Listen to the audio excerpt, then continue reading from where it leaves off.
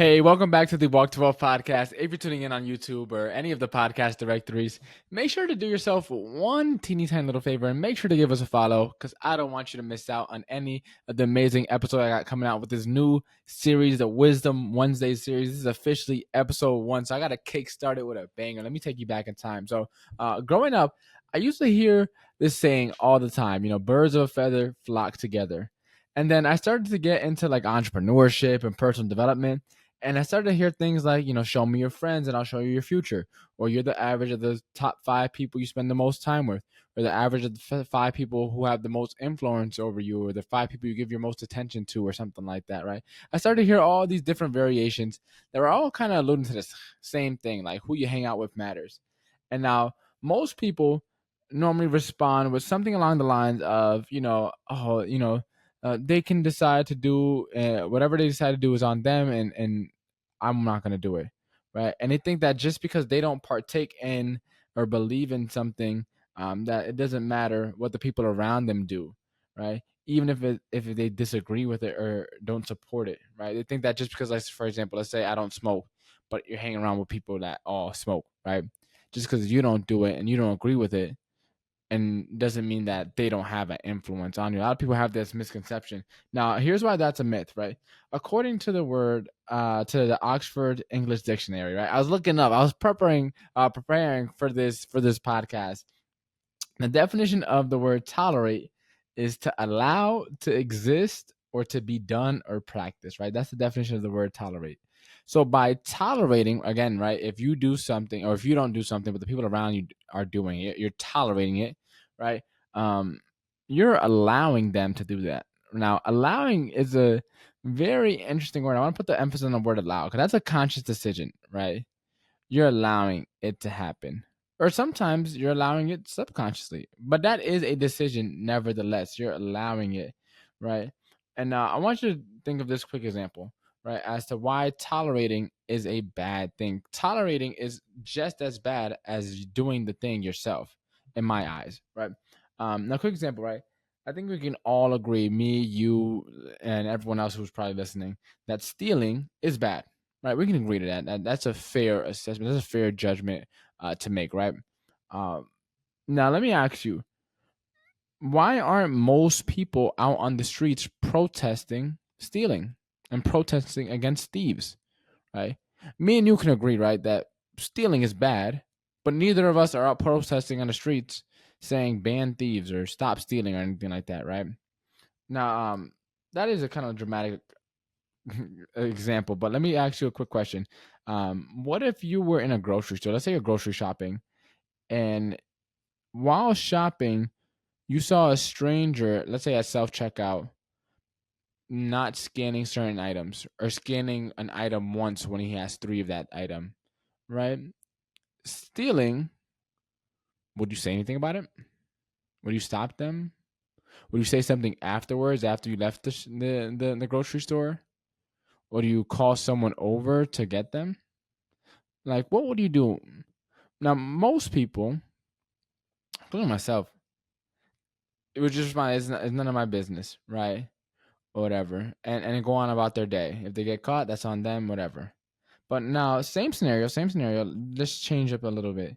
What if the person stealing was your friend and they were with you, right?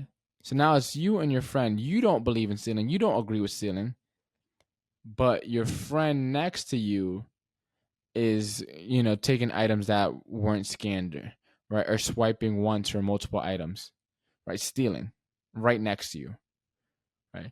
Would you say something then? Like, would you stop them? Like, hey, chill out. Like, hey, no, to put that back and scan it, right?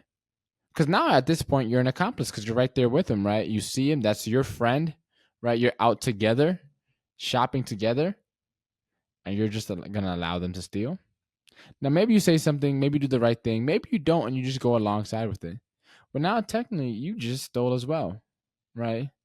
And so, I want to share a quick story of one of my old childhood friends. I haven't talked to him in a little while, but my buddy, if I'm not mistaken, if I remember the story correctly, he was out, and I think it was a Target or he was out in the mall. I think at the time he was in middle school, if not early high school. I forget. I think it might be middle school though. And I remember, uh, all I remember is he came to my house one night, pretty much saying that he got arrested, and his mom started tweaking on him, and it kind of like kicked him out the house. And so he can't. And mind you, he lives like 4 doors away from me, so like it was a quick like 30-second walk to get to my house. But he was like, "Yo, can I spend the night at yours?" I'm like, "Oh, cool." So we went upstairs. I pretty much got him all situated on the floor or whatever, and he was telling me the story pretty much. So he was out, and the people he was hanging around with, they stole something. I forget what it was. This story is a long time ago, but they stole something, and then one of them ended up getting caught. But because they were all together, right, he ended up getting arrested. And then his mom had to go pick him up. Mom started tweaking on him, and then said, "Hey, I'm kicking you out," or something like that. I forget what happened word for word. But now he's over here at my house. Next thing you know, long story short, his mom ended up coming and told him to come back home. But yeah, he didn't steal, right? But because the people he was with stole, right? He ended up, boom, getting caught, right? And he wasn't even stealing himself, right? Now he got in trouble. Now him and his mom are now they're good now, but this is years ago, right? But he got in trouble because he was hanging around with people who were stealing, right? Being around the wrong people can get you into bad situations. Now let me share with you another example, right? This is me in high school now, right? I'm with a different friend group, right? And now a couple of the people we were on the football team, a bunch of us went over to, it was like a TJ Maxx or a Marshalls, if I'm not mistaken, in a town over, and a couple of them were stealing. Right, a few of them, if I'm not mistaken, were stealing. But one of my buddies, he had stolen, I think it was like a pair of football gloves, and put it in like his pants or whatever. Um, and it was starting to get really hot, really suspicious. So we ended up leaving, and while we were leaving, he ended up getting caught. Right now, he actually stole, and so all those, a couple other people around them also stole. Some of them got away with it, I'm not mistaken, but he actually stole some of my buddy, and then he got arrested. While the rest of us who didn't get caught or didn't steal, we just drove back home. Right, we just drove back to our town, and then I forgot what ended up happening in that situation. But right, there was a situation where this situation was a little different. It was a couple people were stealing, and he actually stole, and he ended up getting caught. Right, and so like hanging around the wrong people or hanging around with people who are doing things that you don't agree with is a surefire way to get yourself in situations that you shouldn't have been in the first place. And so the wisdom, the lesson, the wise words for this episode comes from First Corinthians chapter 15 verse 33, right? First Corinthians chapter 15 verse 33. And the word of the Lord says, "Do not be misled. Bad company corrupts good character." Right? Do not be misled. Bad company corrupts good character. And so let me get into a little bit more, right? So here's my personal reasons why I think this is true based on like my personal experience, right? One, a door open once gets easier to open a second time, right? If a door is currently locked and you open it, you take the lock off and open it. Even if you try to put the lock back on, in your head you already took it off once and you could take it off again. And the more times that door gets open, the easier it gets to open every single time. And it just keeps on getting easier and easier, and to the point where the door is just open all the time, right? Um, Second, right, as I just shared with my two stories, wrong place, wrong time, right? One of my buddies was in the wrong place, wrong time. The first one, I got, his mom started bugging out on him. He didn't even steal, if I remember correctly, but he was with the wrong group. They all got caught, so he got in trouble. He was an accomplice. He was by association, right? Pretty much. Wrong place, wrong time. My other buddy, if multiple people didn't talk about stealing in the town, over, um, he probably wouldn't have thought. We just went like our small group. Most likely, he probably wouldn't have tried that thing. But like because everyone was kind of talking about it, multiple people were gonna try, and take some stuff and try and get away with it. That kind of encouraged him to do it, and boom, had he not gone with this, because there's a big group of us on the football team, Had he not gone with all of us, if he maybe just gone himself, most likely would have tried it, right? Now that's an assumption, but I think it's a safe assumption to make, right? Bad company corrupts good character because you can get caught at the wrong place at the wrong time, and depending on how bad it is, you could get caught into some situation that'll screw up your life forever, like, and you'll never be able to really recover from. And so it takes years to build up your reputations and your name, your character, and only one instant to have it all come crumbling down, have your whole empire come crumbling down. So you definitely want to be careful not to hang around the wrong people. The third reason, right? Fighting temptation takes willpower. You won't always be at 100%, right? You're naive to think that you're always going to have this steel resolve all the time, bulletproof resolve, no matter how long your day was or how hard your day was or what life has thrown your way or what you didn't like. Bro, you're going to each decision you make takes willpower, no matter how big or small, whether it's to make a little protein shake after a run or go for a stretch or go for a marathon or do work or work overtime. Every decision you're making takes a little bit of willpower, some more than others, of course, right? And that starts to drain away, right? There's something called decision fatigue, right? To happens to people who make too many decisions, right? All right. And so, like, when you're fighting temptation alongside with all the other stuff life is throwing your way, you're not going to be at 100%. And it only takes once for you to slip up, right? 99% is still 1% chance that you mess up. It's a possibility. Is it probable? Maybe not that much of that percentage. But what if you were at 40%? Whether you were tired and you beat up and exhausted and stressed, right? And then you're on the wrong crowd.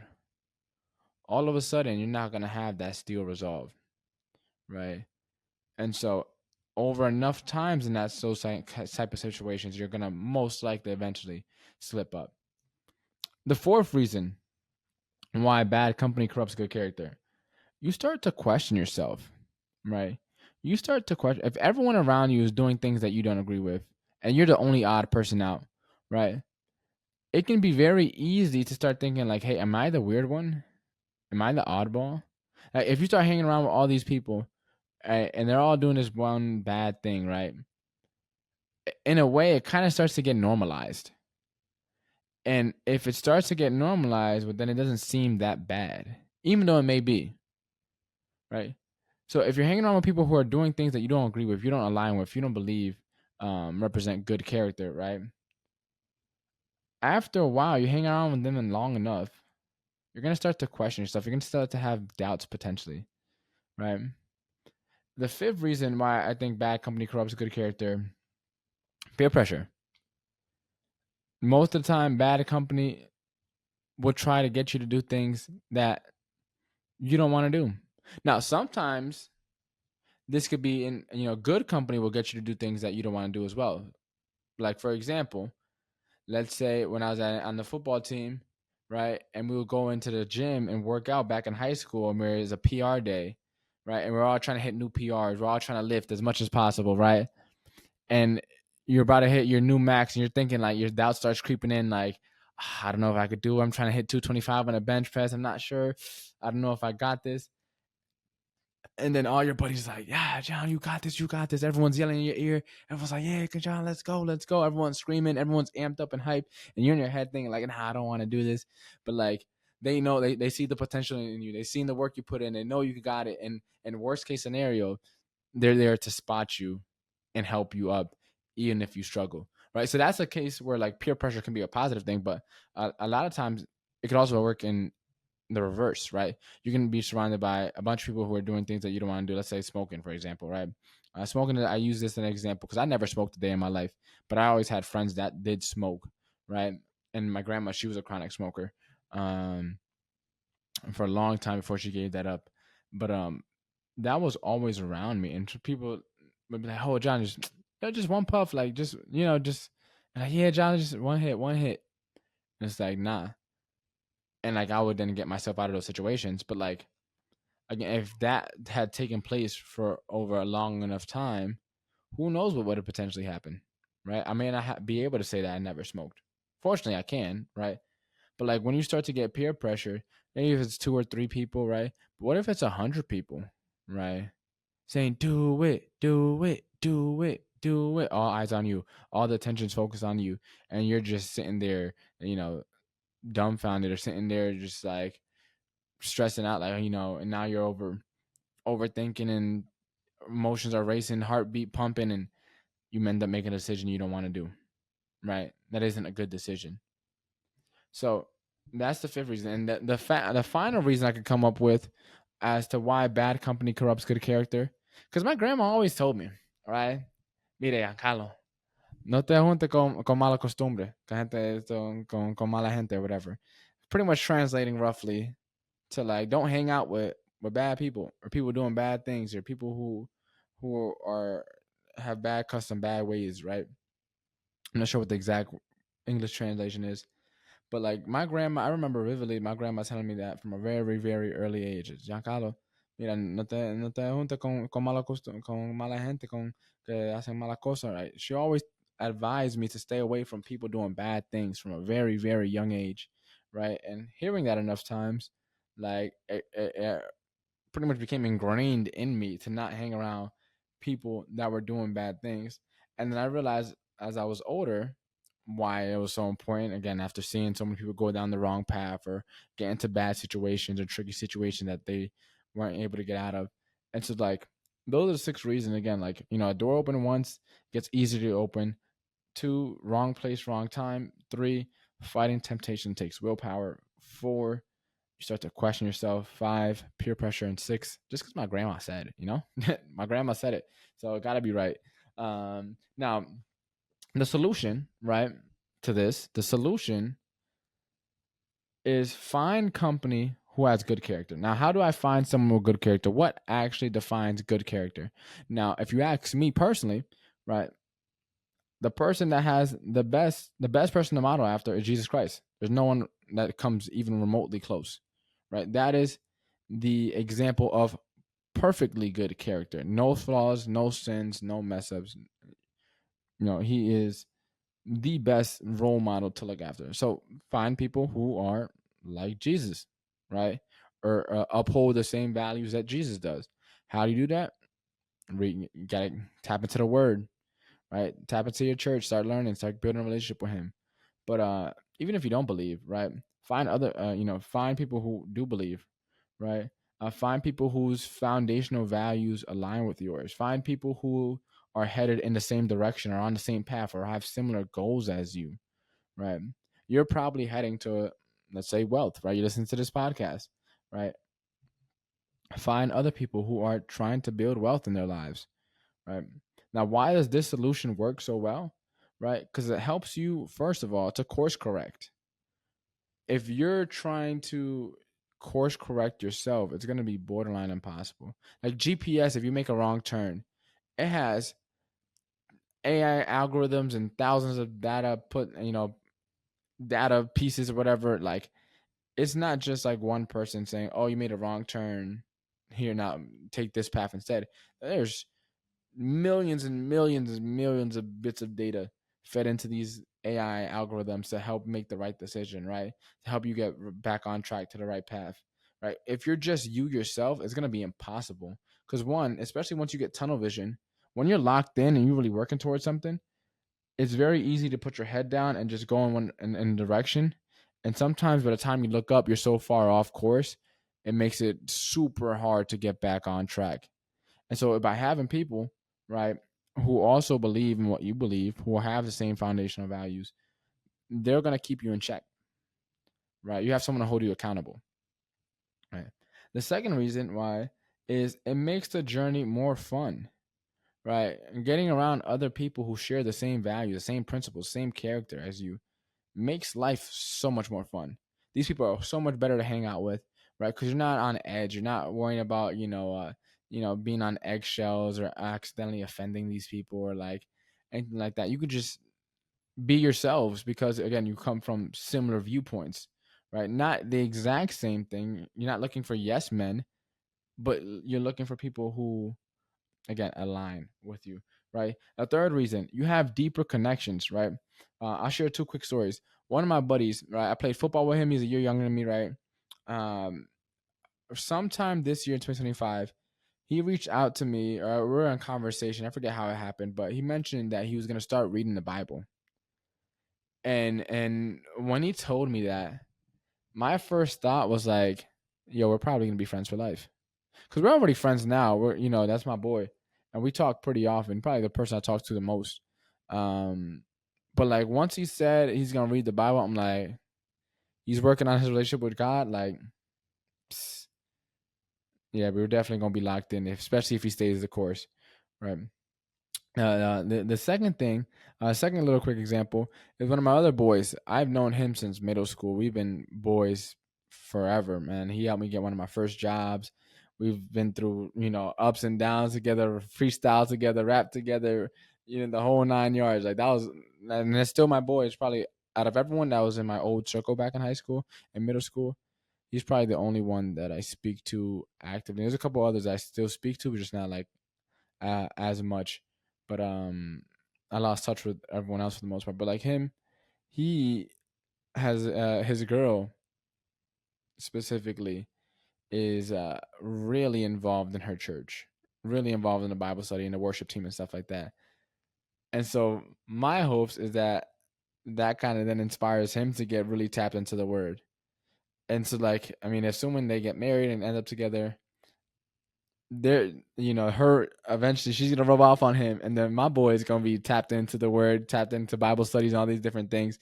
And he's a believer, just he's not hasn't been the most proactive, I guess you could say, in his faith.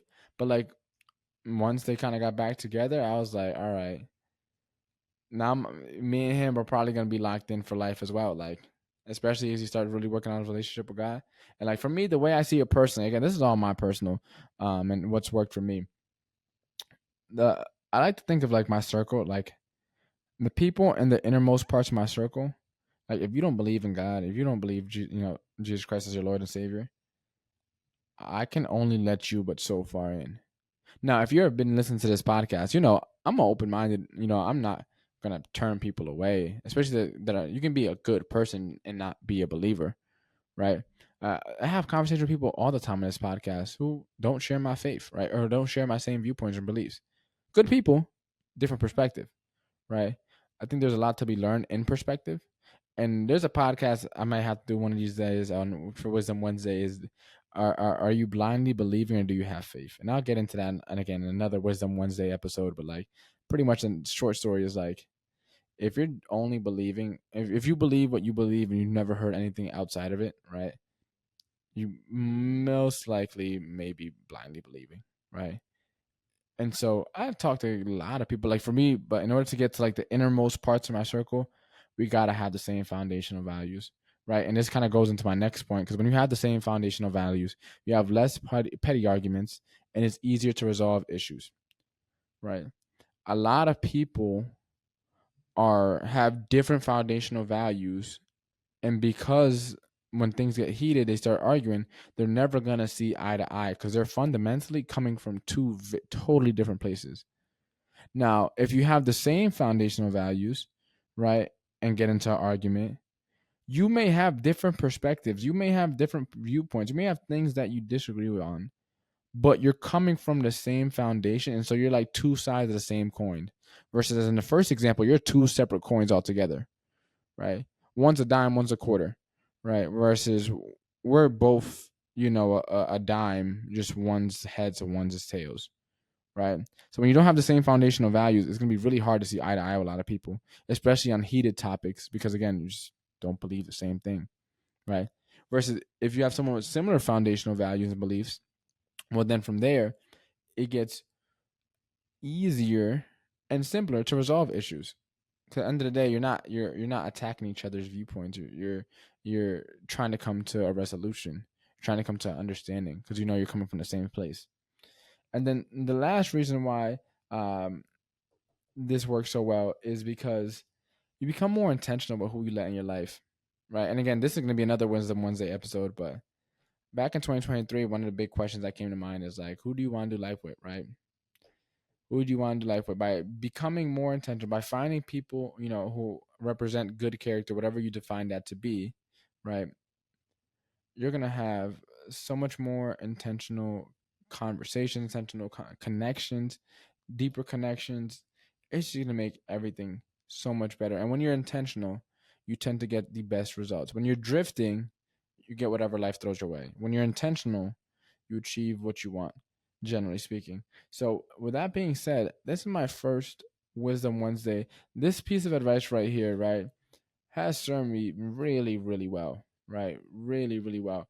Um, it's very easy, especially when you quickly get into entrepreneurship or personal development, or quickly, or drastically, or suddenly change parts of who you are and start growing.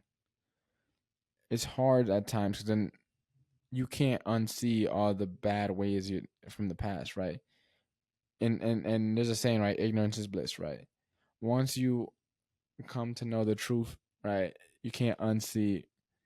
And so doing things that you used to do, it's not like a slow burn where like eventually you kind of fade away. Sometimes it's like, you get a mindset shift, a perspective change, and then like all of a sudden things that you used to find fun or interesting or entertaining or cool to do or whatever are now instant turnoffs, right? And it's like overnight difference. Sometimes again, it's a slow burn. Sometimes it's like you get that one perspective change and like, yeah, I'm never doing that ever again, right? And so it could be tough because then let's say you have friends who used to do said thing. Now it's tricky because like now it looks like you're switching up. Now it looks like you're being a fake friend, and that could be very tough. So I would just say if that is the case, pray about it, right? Ask a friend to pray for you, right? Ask somebody for some advice. Seek counsel, right? All wise men seek counsel. And so, with that being said, that is first Wisdom Wednesday. Next week, I got some. I think there's a fire Drake quote I love that really pertains to, especially a lot of the entrepreneurs and people who like to go to events. So that's all for this week, and I'll see you in the next one.